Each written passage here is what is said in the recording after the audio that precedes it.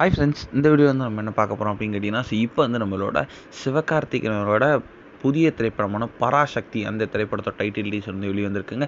So அதே நேரத்தில் வந்து இணையதளத்தில் அந்த திரைப்படத்தோட கதை இதுதான் அப்படின்ற வந்து ஒரு விஷயம் வந்து சூப்பராக போயிட்டுருக்கு.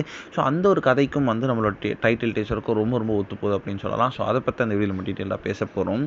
ஸோ பராசக்தி அப்படின்ற திரைப்படம் வந்து ரொம்ப ரொம்ப சூப்பராக இருக்குது அப்படின்னு தான் வந்து ரசிகர்கள் அனைவரும் பாராட்டிட்டு இருக்காங்க.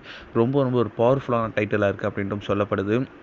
இந்த திரைப்படத்தை வந்து வில்லனாக வந்து நம்மளோட ரவி மோகன் தான் நடிச்சிருக்காங்க. ஸோ நம்மளோட 2 ஹீரோவாக வந்து நம்மளோட அதர்வா மற்றும் சிவகார்த்திகேயன் அவர்கள் வந்து ரோலில் நடிச்சிருக்காங்க. ஸோ இப்போ வந்து நம்மளோட அதர்வா வந்து ஒரு காலேஜ் ஸ்டூடெண்ட்டாக நடிச்சிருக்காரு அப்படின்ட்டு தெரியுது. ஸோ நம்மளோட சிவகார்த்திகேயன் வந்து இந்த திரைப்படத்தோட ப்ரொஃபஸராக நடிச்சிருக்காரு அப்படின்ட்டும் சொல்லப்படுது. ஸோ அது இன்னும் கன்ஃபார்ம் ஆஃபிஷியல் எந்த ஒரு நியூஸும் வரல. ஸோ இந்த திரைப்படத்தை வந்து ஸ்ரீலீலா நடிச்சிருக்காங்க. அதுக்கப்புறம் வந்து சுதாகோங்கிற அந்த திரைப்படத்தை வந்து இயக்கியிருக்காங்க. ஸோ இத்தனை விஷயம் போயிட்டு இருக்கனால இப்போ வந்து ஒரு விஷயம் வந்து இன்டர்நெட்லேயே வந்து கலக்கிக்கிட்டு இருக்காங்க. அதாவது நம்மளோட பராசக்தி திரைப்படம் வந்து ஸோ ஒரு ஆன்டி இந்தி அஜிடேஷன் அதை மையப்படுத்தி தான் வந்து இந்த திரைப்படத்தை எடுக்கப்பட்டிருக்கு அப்படின்னு சொல்லப்படுதுங்க. அதாவது இந்தி எதிர்ப்பு போராட்டம். ஸோ அந்த ஒரு விஷயத்தை பற்றி தான் இந்த திரைப்படம் வந்து எடுக்கப்பட்டிருக்கான். ஸோ 1965 வந்து இப்போ ரூலிங் பண்ணுற பார்ட்டிக்கும் அந்த ரூலிங் பார்ட்டிக்கும் நம்மளோட காலேஜ் ஸ்டூடெண்ட்டுக்கும் வந்து ஒரு சின்ன ஃபைட் நடந்திருக்கு 1965.